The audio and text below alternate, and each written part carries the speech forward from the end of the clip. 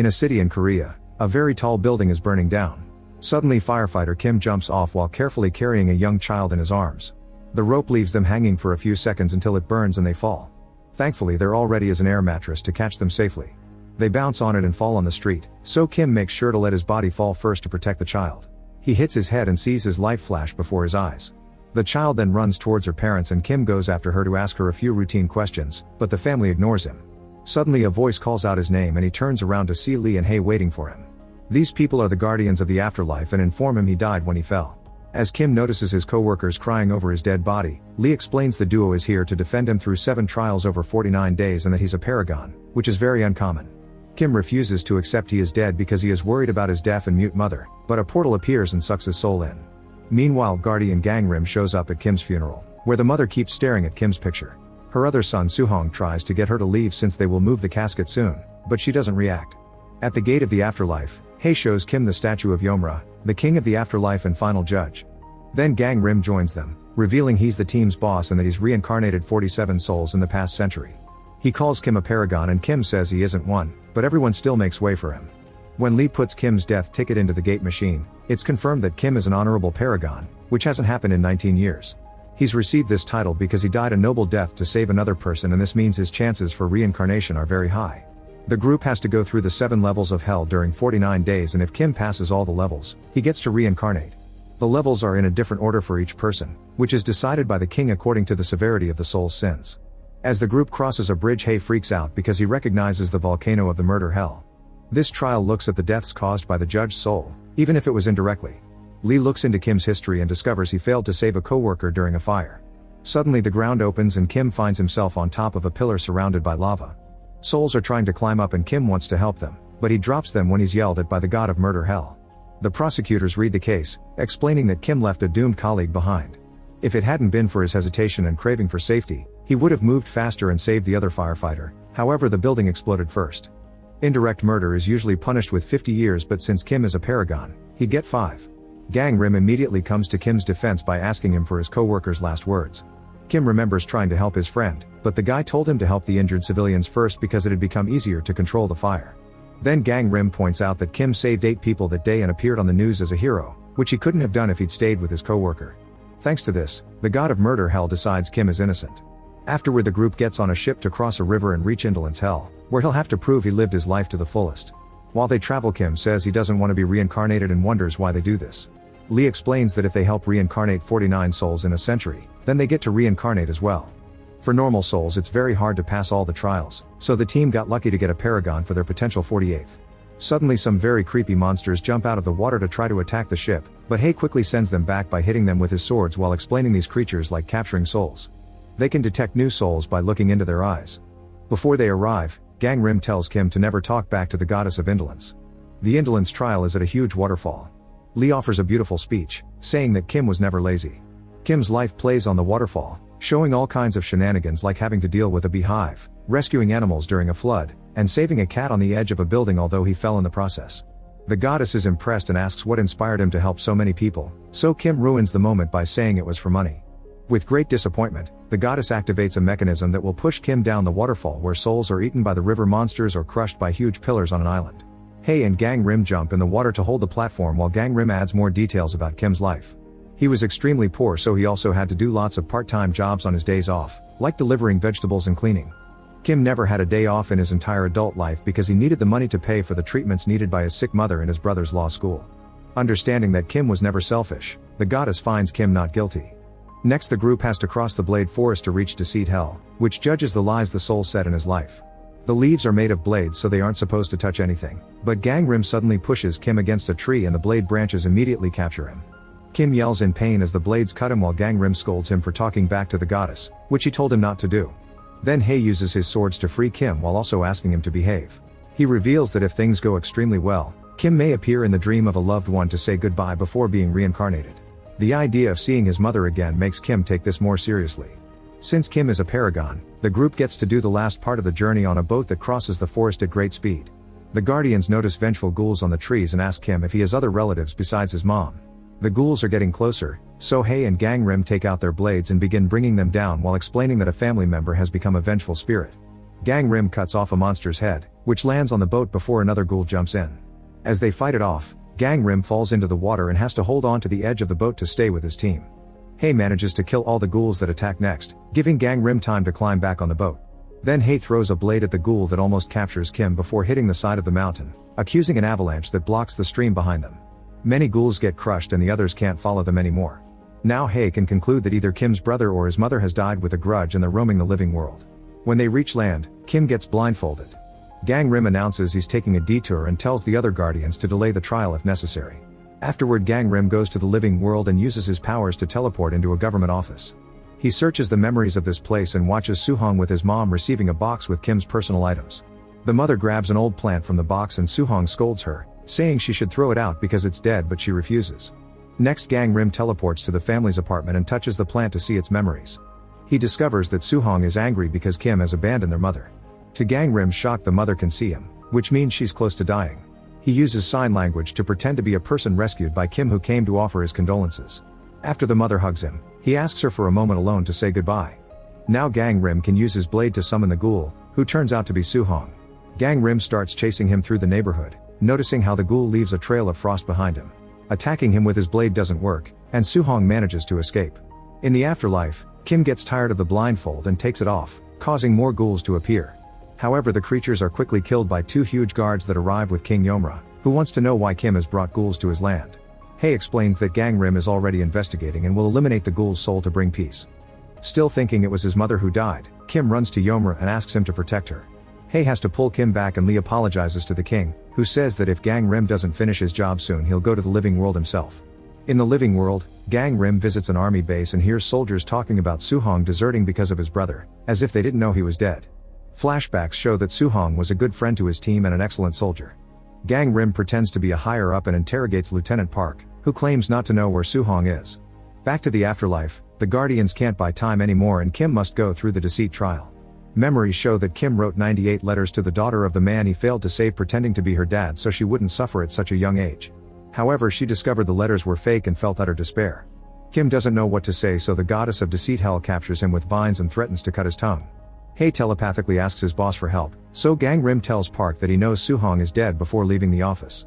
Then he links his mind to Lee's to speak through her and explain that Kim also wrote fake letters to his mother, pretending he had a great life with a wife and kid instead of being a low worker every day of the week. He did this so his mother wouldn't give up fighting her illness, and it worked because now she lives a normal life. The letters also encouraged the girl to stay strong during her grief and helped her move on because she felt someone was watching over her. The goddess realizes Kim is a paragon, who usually passed through her hell without a trial, but today the prosecutors lied. She announces Kim is innocent and the group leaves. On their way out, Kim explains that he's desperate to see his mother to tell her about the rice cooker he bought as a surprise and didn't get to give her. It's very important because her bad memory has caused her to burn dozens of pots, yet she never stopped cooking for their sons. Lee knows that he hid a letter inside the cooker, but this one had the truth. At that moment, a portal opens and Gang Rim appears to tell Kim that both his mother and brother are fine. After Kim walks away, Gang Rim tells the Guardians the truth and promises to take care of it. Afterward, Gang Rim visits another military base to find the right memory. He watches how new Soldier 1 doesn't handle his rifle well and accidentally shoots Suhong, who tells him to call Park for help and not let anyone else find out. By the time Park arrives, Suhong is already dead, so Park takes the killing bullet before announcing they'll bury the body and clean up to hide what happened. Watching the body twitch causes Gang Rim to remember his past as a warrior and seeing his father die in the battlefield. When he returns to town, Gang Rim watches the soldiers tell Suhong's mother that her son is missing, which makes him remember his own mother crying over his father's body. In the afterlife, the group is crossing the very cold injustice hell, which judges those who are unjust. Kim was always an eager helper, so he gets to pass without trial. However, because of the ghoul effects, suddenly the icebergs start crumbling behind them and the trio has to run to get in the cable car. It shakes a few seconds, but they manage to escape. During the trip, Lee tells Kim that the souls in the ice are cold-hearted people who didn't help those in need. She also reveals that Guardians don't have memories from their time alive unless they're high-ranked like Gang Rim. While they chat about memories, Hei accidentally tells Kim that his brother died. When Gang Rim begins digging out Suhong's body, the car shakes again and a cable breaks. Lee almost falls off, but Hei catches her just in time, only for him to start slipping out too. Kim immediately uses the broken cable to climb down and rescue the Guardians, announcing he finally wants to reincarnate just to be with his mother because she's alone now. Then Hei appears next to Gang Rim and scolds him for digging out the body instead of destroying it, which is messing up the mortal world. Gang Rim says the mother deserves the truth and a funeral to say goodbye. Citing the afterlife rules, Hei begins attacking Gang Rim with his blade, but Gang Rim easily blocks all the moves and sends Hei back. Meanwhile, Park is trying to convince one to take a vacation before the higher-ups interrogate him, and the ghoul can be seen haunting them. Later, Gang Rim follows one to a club, where he sees the ghoul shaking on the disco ball above one. Before it could fall, Gang Rim chases Su-hong out of the club and opens a portal to push him through it. Then the duo appears floating in the air, and after some struggle, Su-hong pushes Gang Rim off to jump on a tower. Gang Rim uses another portal to go higher and activates his blade to capture the ghoul by tying him around the building. When Gang Rim mentions the grudge, Su-hong reveals he isn't angry at his brother, he's angry because he was buried alive.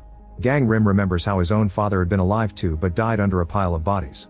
Then Su-hong messes with the tower's electricity and causes the whole city to lose power. Meanwhile, one visits Park saying he wants to confess, but Park forbids it because it would cost him his position. In the afterlife, the group is crossing the heavenly passage on their way to betrayal hell. Here, souls that betrayed faith are locked in mirrors and get destroyed. The betrayal goddess only forgives the beautiful kind of betrayal, like a selfless or righteous one, which means a righteous man like Kim gets a free pass on this level too. When they reach an open field, Gang Rim comes back and explains Su-hong had forgotten about his brother because Kim didn't visit his family again after finishing high school, he only sent them the money. While Kim begs Gang Rim not to destroy his brother's soul, one leaves a map for Kim's mother with the location of the body. The group eventually makes it to the entrance of the violence hell, known as the vacuum sinkhole. Its depth depends on the soul's crimes. Since Kim is a paragon, this shouldn't be too deep, so Hei pushes him in before the guardians follow him. In the living world, Gang Rim finds one in the middle of self-deleting. Su-hong also sees it and asks Gang Rim to save him, promising to do whatever he asks in return. Hoping to help Kim, Gang Rim cuts the rope to save one. However, interfering with the living world causes Kim to fall very fast on a big rock, which tilts and makes him fall again. Kim catches a falling Lee, ready to use his body as a shield again. Then Su-hong makes Gang Rim tell one that he didn't do anything wrong and he shouldn't cry over the past anymore. As one finds peace, the falling stops in the sinkhole and the team is safe. Afterward, Kim is put on trial and it's revealed that when he was a teenager, he beat a malnourished Su-hong up while their mother was asleep and never apologized for it. In fact, it was after this fight that Kim ran away to never return. The god of violence finds him guilty and the floor crumbles under Kim, showing thousands of souls in despair. Hei opens a portal to talk to Gang Rim, who is currently digging out Su-hong's body. Gang Rim tells them to request a combined trial, so Lee does just that. This means that if Kim is found guilty at the next trial, he'll receive a double punishment and his guardians will be stripped of their privileges. The god agrees to the deal, so now the team has to walk through the eternal desert to reach the filial impiety hell. Meanwhile, Gang Rim destroys Su-hong's body so he isn't a ghoul anymore, but his soul must visit his home 3 times before M. While they walk, Su-hong explains that the fight they saw in the trial started because he woke up and found Kim about to put a pillow on their mom's face. At the same time, Lee sees this memory and asks Kim if he tried to kill his mother. Kim reveals he wanted to kill his whole family because they had no hope, he even had sedatives ready to self-delete. However, he couldn't do it, so he ran away to protect his family and live the rest of his life making money to make up for it. At the military base, Kim's mother shows up with a sign that says, "Please find my son." The guards try to stop her, but the lady runs through the gates to confront Park, who throws away the sign. When he tries to kick her out, she takes out the map. At the same time, monsters appear around the team and Hei has to fight them alone, using his blades as much as possible. Park yells that Su-hong is a deserter and pushes the woman, who collapses and is taken away in an ambulance. Seeing all this causes a furious Su-hong to become a ghoul again. He pushes Gang Rim with such force that he sends out a shockwave, which brings all the soldiers down at the base and creates a sandstorm in the afterlife. Then Su-hong transforms into a raging tornado and grows huge in size as he starts destroying the base with lightning and fireballs. Gang Rim teleports all over the area to save every single soldier except for Park, who runs to reach a truck. He tries to drive off, but the tornado picks the truck up. Su-hong hits it to destroy it. Park falls off, so Gang Rim jumps to catch him, only to be pushed off by the incoming truck. Lightning strikes Park and knocks him out so Su-hong can capture him. A desperate Gang Rim calls for Hei, who suddenly appears and jumps into the middle of the tornado to rescue Park. In the afterlife, Kim pushes Lee aside because he's starting to sink into quicksand. When Su-hong is about to attack Gang Rim and Park, he hears Lee's desperate cries through Hei's portal and freezes when he sees his brother fully sinking. This distraction allows Gang Rim to hit Su-hong with his blade, transforming him back into a normal soul. Back to the desert, rock structures emerge from the ground and Kim is safely released from the quicksand. The death god is also King Yomra, who immediately pronounces Kim guilty of trying to kill his mom. When Lee tries to defend Kim, Yomra reveals that on that night, the mother had only pretended to be asleep. She wanted her kids to have a normal life without having to take care of her, so she would have let her son do the killing. Kim is devastated to hear this and falls to his knees as he agrees he deserves punishment. As the prosecutors begin to read the sentence, the desert begins crumbling and they hear a voice say, "Mom." It turns out Su-hong saw all this through the portal and asked Gang-rim to let him visit his mother in her dreams. Su-hong shows her his new fancy robes and explains he's become a prosecutor in heaven, so he can't visit her anymore. He cries as he describes how Kim worked all his life for them and asks her to forgive his brother, but he freezes when he hears his mother talk. She says her sons did nothing wrong and it was all her fault for failing as a mother, so she apologizes before hugging him. Watching all this makes Kim have a breakdown.